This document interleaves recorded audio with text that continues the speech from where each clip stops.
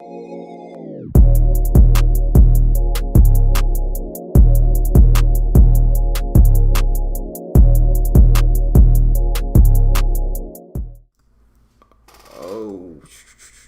okay, you can go.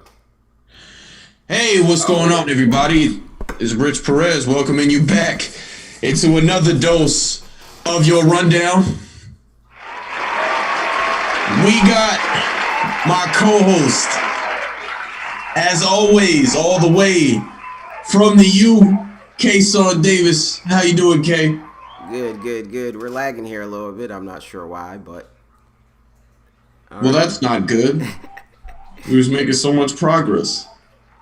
yeah. Well, hopefully it fixes itself real fast. But everyone, welcome. Great to be back. Great to be back, man. There we go. Seems like it's fixed. All right, we got things fixed here, guys. Actually, Cool. I was getting a little nervous there. I thought we was up where we needed to be, but it's all good. It's all good. So, congratulations to the Tampa Bay Buccaneers. Wait. Before we start, I don't know if you guys seen the intro, but I got a new beat on the intro. Shout out to my guy Eli, who was in class the other day. He whipped up a quick beat for me real fast. So shout out to Eli. If you guys if you missed it, you'll see it again on the outro. But if you guys like the beat, make sure y'all check him out. I put his IG in the description. It's produced.by.luna, so make sure y'all check him out. Shout out to Eli, man. We really appreciate it because we definitely needed a new intro. YouTube was killing us. Wouldn't let us get to this money. Definitely. We need a new intro and outro. So definitely shout out to Eli. Appreciate it, bro. We love it. And shout out to the Tampa Bay Buccaneers, who are your Super Bowl champions for the 2020 season.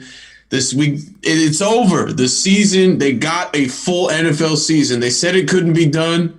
They said, how were they going to do it? They found a way to get it done. And all the doubters, including myself, that said Tampa wasn't gonna go all the way, they did it. Tampa Bay Buccaneers, your Super Bowl champions. Impressive run. I mean, they shout out to Todd Bowles. To the job that Todd Bowles did as a defensive coordinator for the Tampa Bay Buccaneers, second to none. He should have been getting a lot more camera time during the Super Bowl because he did something that nobody's been able to do. He stopped Patrick Mahomes and the Kansas City Chiefs when they told him he got his guys in order and said, keep him from going right, make him go left. Patrick Mahomes, here's an interesting stat. Patrick Mahomes, when he dropped back to pass, ended up running for about 420 something yards. That's insane. So like they stopped Tyreek Hill. It wasn't like Patrick Mahomes. Like if you look at the numbers, he didn't play well. But if you watch the game, it's not like he played like garbage. You know what I mean? They just really did an awesome job over there. So kudos to them. And kudos to Tom Brady, man. 7-time Super Bowl champion. Yeah, definitely. I think their front four really got to him. I think the Chiefs had their right tackle got injured last game, so they had to move the left tackle to the right tackle. And they had to switch a couple things on the O-line. I think that kind of really hurt them. Their wide receivers and stuff really didn't help them out that much either. But I think really the problem came from their O-line. I think they wasn't really able to stop the front four over there in Tampa, and I think they didn't give Mahomes enough time to kind of be able to for a play to develop for him to kind of throw it to somebody. I think, like you said, he was running for 500 yards in the backfield. So like as soon as the plays were getting developed or anything, he had to start running. And after that, he was scrambling. And even still, he made some amazing plays with him scrambling, falling down, spinning, turning, throwing passes. But just I think not having enough time to kind of get their plays going, I think kind of really hurt them. Yeah, hitting guys in the face, man. It's insane, man. I mean. So like Tampa had an amazing run though. They had to be the road warriors. They didn't win the division. They had to go through. They had to go through Drew. They had to go to Washington to go play the Washington football team because they won their division. Then they had to go to New Orleans to play Drew Brees and the Saints in the third time that they played. And we talked about that. We said it was going to be hard to beat someone 3 times in a row, even though I picked against them. I think you actually picked Tampa to win that game. Yeah, I did pick Tampa.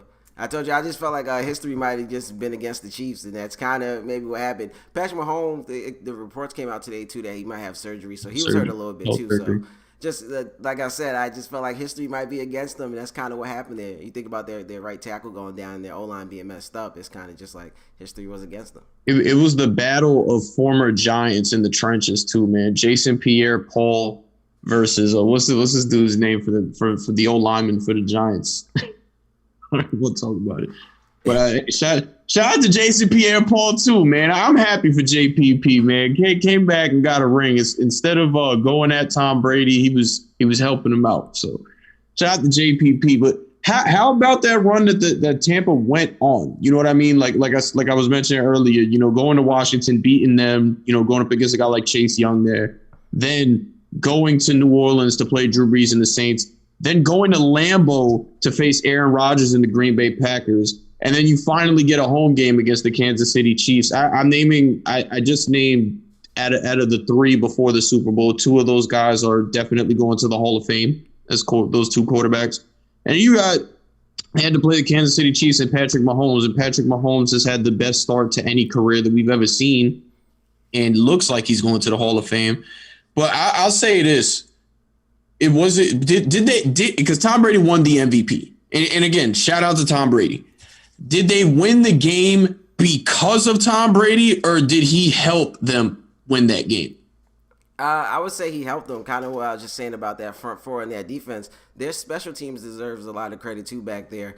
They stopped Tyreek Hill, one of the best wide receivers in the game right now. And like I said, that front four was just getting to Patrick Mahomes and didn't really give him that much time. You think if the defense didn't play as well, Patrick Mahomes maybe has more time to kind of let plays develop and kind of be who he is. And he can probably go outscore Tampa Bay. So, yeah, Tom Brady had something to do with it. The offense still has to, deliver and, show up. But I think a lot of it had to do with the defense because if you think about it, they only scored 9 points for that offense that we're talking about. How Patrick Mahomes has some of the best weapons out there. For them to only score 9 points and I think get no touchdowns, I think the defense has to deserve all the credit. Now, if it was a game where it was 30-37 and Tampa Bay won, then I would say I think Tom Brady's in the offense deserves a lot of credit. But the fact that high power offense over in Kansas City only scored 9 points, I think all the credit has to go to the defense.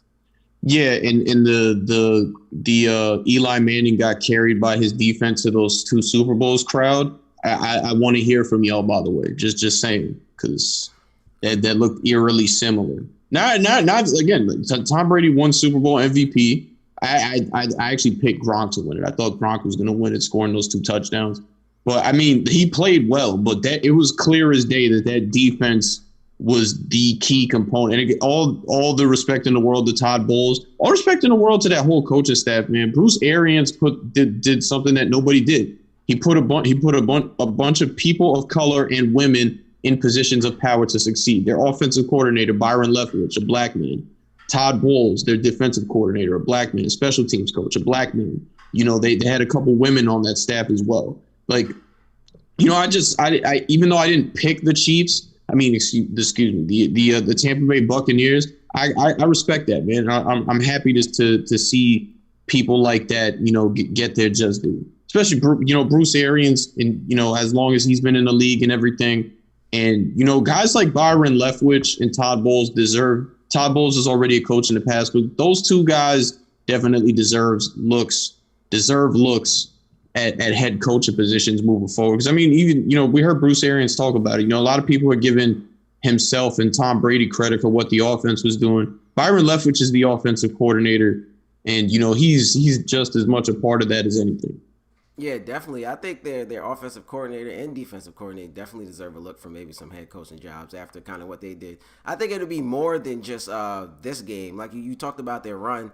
They went up against Aaron Rodgers last game and the Saints before that. So they went up against 2 great quarterbacks before this game to kind of stop them. So I think that those two guys deserve to be looked at for head coaches just off the maybe their run and kind of season that they had. I know a lot of people expect them to kind of be good and make it to the Super Bowl. But like you said, there were still some doubters. There were still some people saying they couldn't do it. They lost to the Saints twice during the season. For them to kind of come back and figure out the Saints in the playoff, I think deserves a lot of credit. So I think all those guys should kind of be looked at for head coaching jobs, definitely. Absolutely, man. Absolutely. Let's get to some of these questions here before we start, because we got a lot to talk about today. Might E Fresh. Did the Chiefs lose or did the Bucks win? The Bucks won. Honestly, like we were just talking about the defense and everything that they did. Like the Bucks won that game. They stopped. It wasn't like Kansas City folded. You know, like they made just like let the pressure off or anything like that. The Bucks had an amazing game plan on defense and executed it to perfection. Like the Bucks absolutely won that game. That is a very, very good question. I would say the Bucks won the game definitely, but like I said, history was against the Chiefs. I was kind of like totally right. Everything, Patrick Mahomes being hurt, their offensive line kind of being down. I think things were just against them. So even with all that going on, the Chiefs still could be the Chiefs. They still have Tyreek Hill out there. They still have Travis Kelce. So I would definitely say that the Tom Brady went out there and kind of won it. So, because with the firepower that the Chiefs have, they still can, with all that up against them, they still can probably go out there and score 30 points. So I think either way. No, go ahead. I don't want to cut you off. Yeah, but the fact that they did it, I think you have to give the credit over to Tampa Bay and them. No matter who you give it to, it's the defense, Tom Brady, whoever it is. I think they definitely went out there and kind of took it either way, because they could have still came out and only scored 6 points themselves. So either way, I would have to say, like, even with everything up against the Chiefs, that Tampa Bay still kind of went out there and took it. Yeah, that's the first time Patrick Mahomes has been beaten by double digits since, like, I think his sophomore year at Texas Tech. So it's been a while since somebody did that to him. Like, they just completely annihilated him. You know, I forgot my point from earlier. So I'm not even going to bring it up. Eli, my man Elijah Horton, love you, brother. What do y'all think Brady actually said to Honey Badger to make him send a lengthy apology? Unless I missed y'all talking about this. You did not miss us talking about this.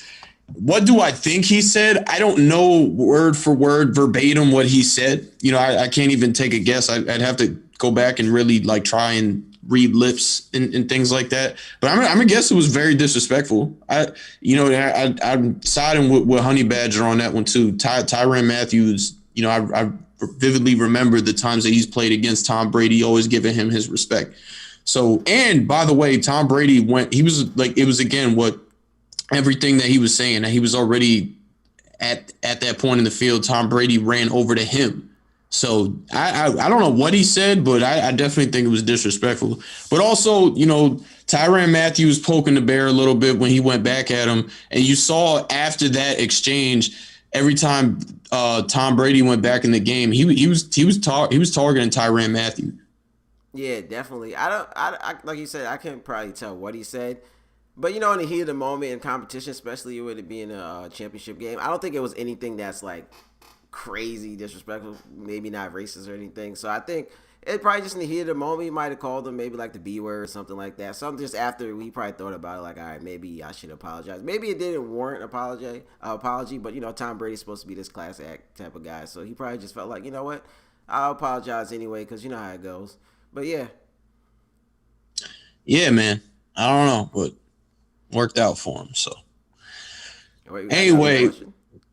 Nika Kearney. I hope I said your name right. Seriously, what do you guys think about people paying to be placed as cardboard figures in the stands to replace real people?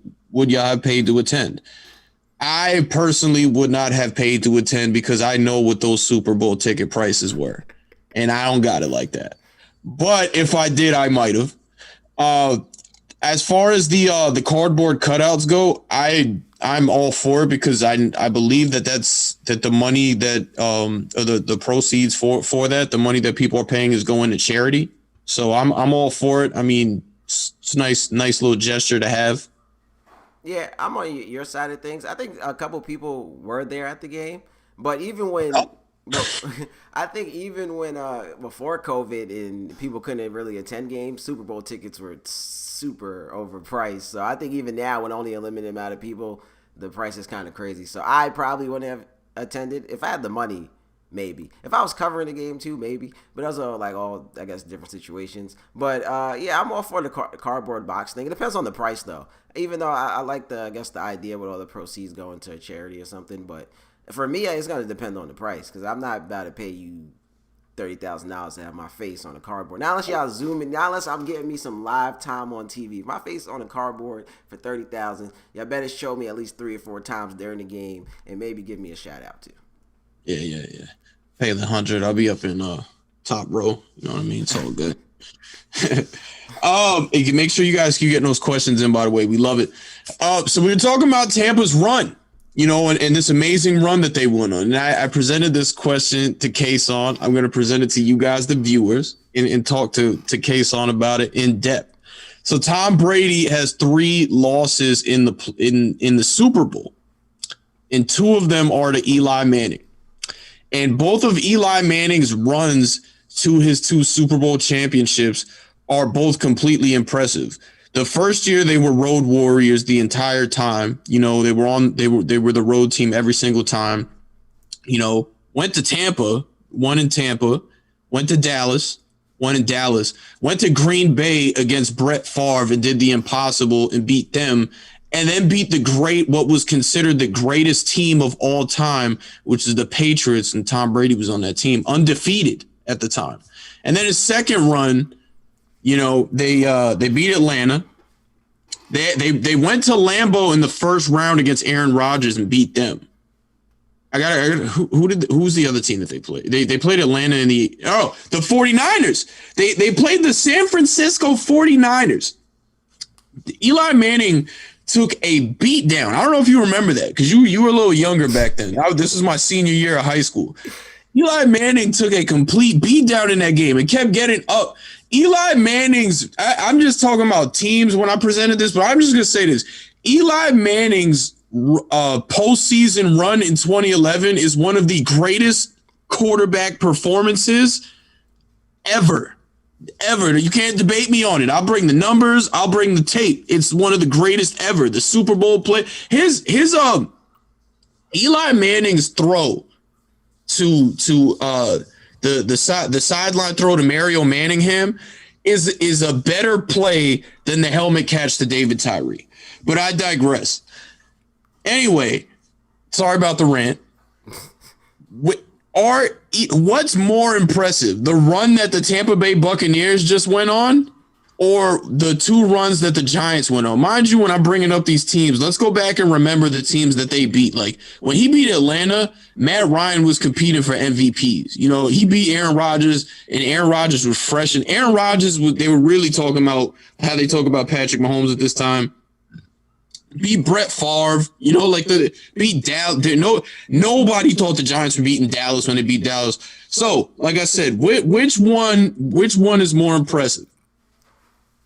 It's crazy. There's a lot of Eli talk on here today. We got Eli who made the beat for us. Shout out to Eli again for making the beat. Make sure y'all check him out in the description if y'all need a beat or anything. You can find him on IG. Now we're talking about Eli and the Giants. I'm gonna pick Eli and the Giants. I'm gonna take my bias out of this. I think the year that they beat Tom Brady and they were undefeated. I think that might be first year. Yeah, I think that might be maybe a better Super Bowl run than this one. Even though it's kind of hard because Tom Brady had to get 4 wins too with the new kind of playoff thing.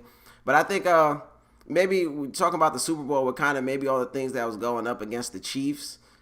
I think not that it kind of lessens it because they still kind of went out there and completely dominated the Chiefs. But I think Eli Manning went into that game going up against a team that was undefeated. And if you look back at it, a lot of people thought that team could maybe be close to one of the greatest offensive teams ever too. So I think when you take all that into account, going up against them, beating Tom Brady, especially with Eli kind of being his first Super Bowl and things like that, I think that run might be better than this one. Yeah, no, you ain't gonna get me to disagree. I'm all for it, man. I genuinely in my heart believe that too. Like that's not bias at all. And again, like nobody, he beat Tom Brady twice. Like the only person to ever do that.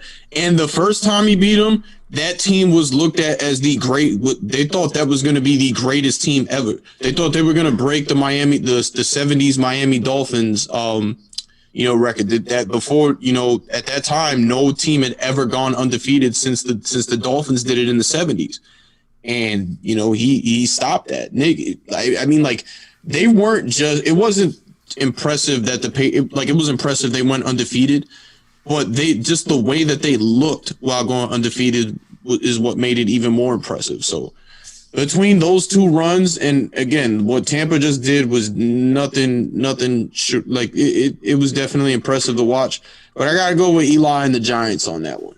Yeah, definitely. Like I said, when you think about that team, even when you kind of go back and look, I know I was kind of young, but like people didn't think that the Giants can kind of win that game. I know people thought that they maybe had a chance, but people thought it was kind of a long shot for the Giants to kind of come in and win that Super Bowl, and for them to kind of hold. I forgot how much they held them to, but they didn't let that offense kind of go off in that game. So I think that is very, very, very impressive for them.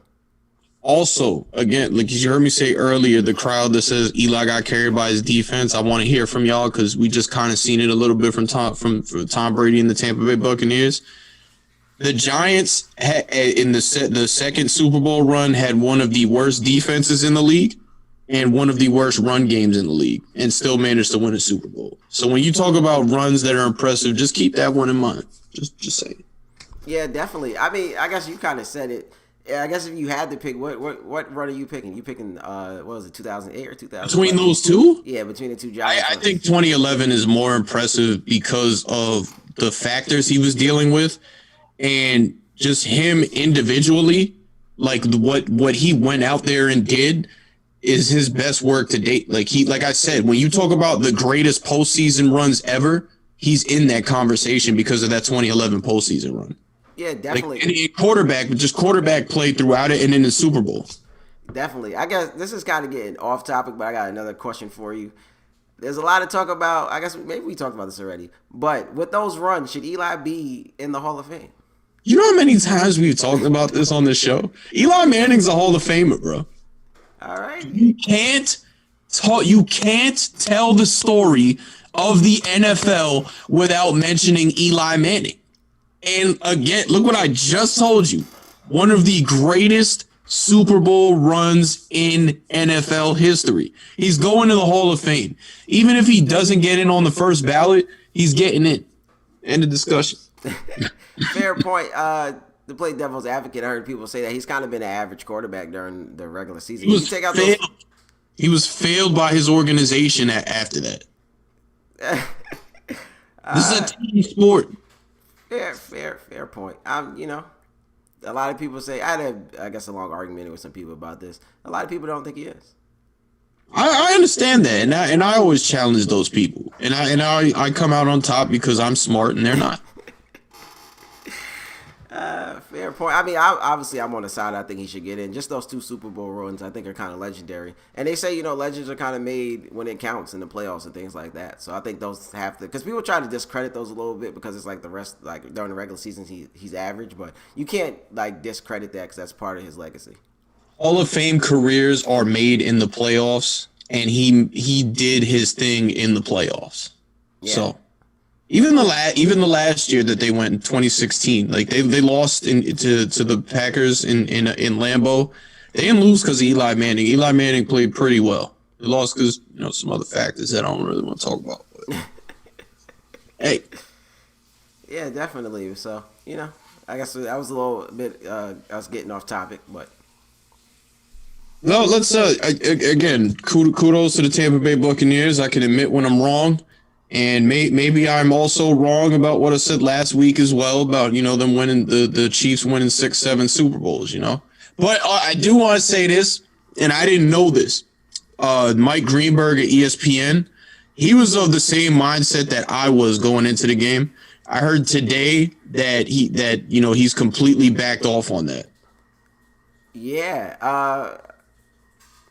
Yeah, I mean, a lot of people did, but It's still too early. This loss might actually, like I said, I said last week, if they lose, I'm picking them to win it next year. They're the odds-on favorite. The odds came out already. They're the odds-on favorite to win the Super Bowl next year. And like I said, there was a lot of things going up against them. And someone just said in the comments, those refs. We have to talk about the refs. We're about to get out of here without talking about the refs. So he brought up a good point.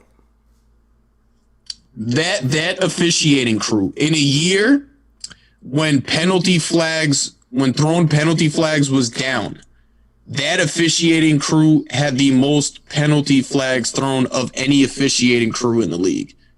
And they go into the Super Bowl and show it. By the way, I believe one of those officials named their son after Tom Brady.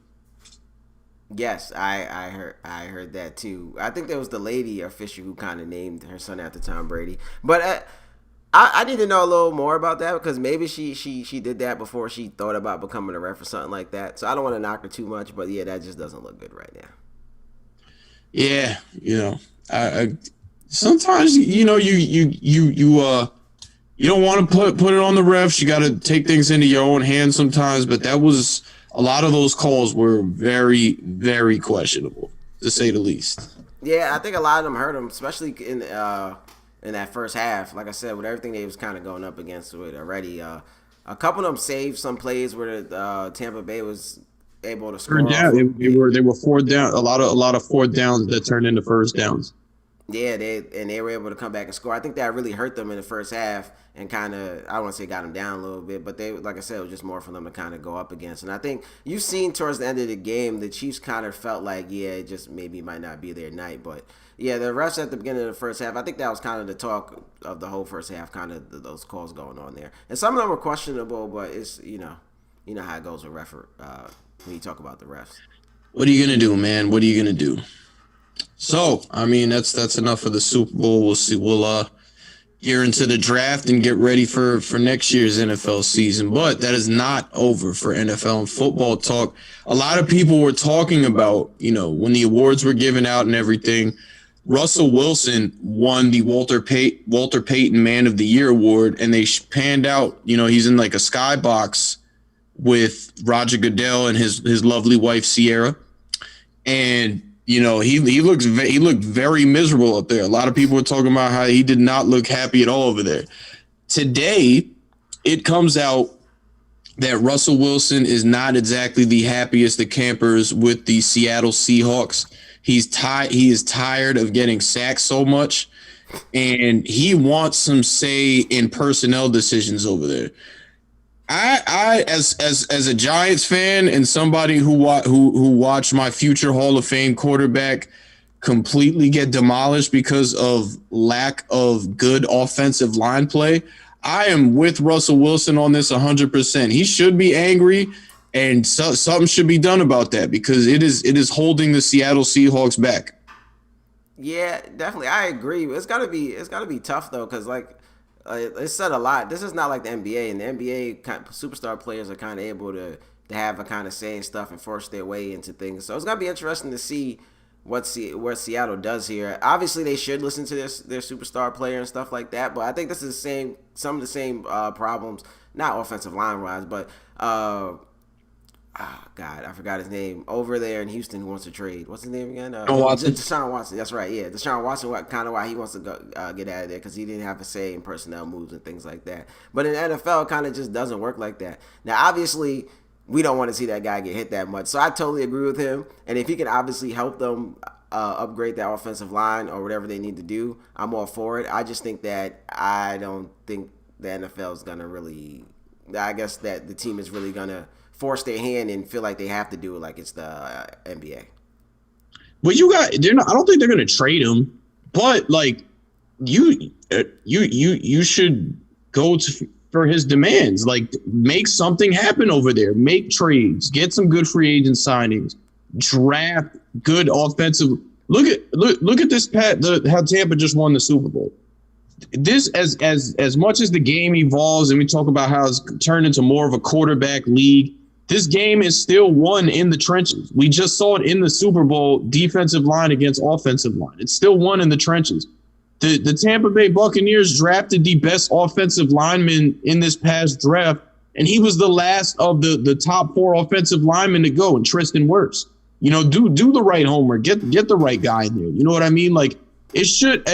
I mean, it's easier said than done, but it shouldn't be that hard to get some comparable offensive line play going there. They suspended the stream. I guess we can't show highlights during the thing. We'll take the highlights out. That's unfortunate. All right, I guess we're gonna have to run it back. Well, now I guess we can just start from where we were. We can just end this one and start a new one. All right. That's unfortunate. Because I'm looking at the thing. It says, can people still see that? Can hear us? I don't know. I doubt it. Let's see. No, but it says you still can write. Yeah, I just wrote in there. We'll be right back. Damn, that's whack.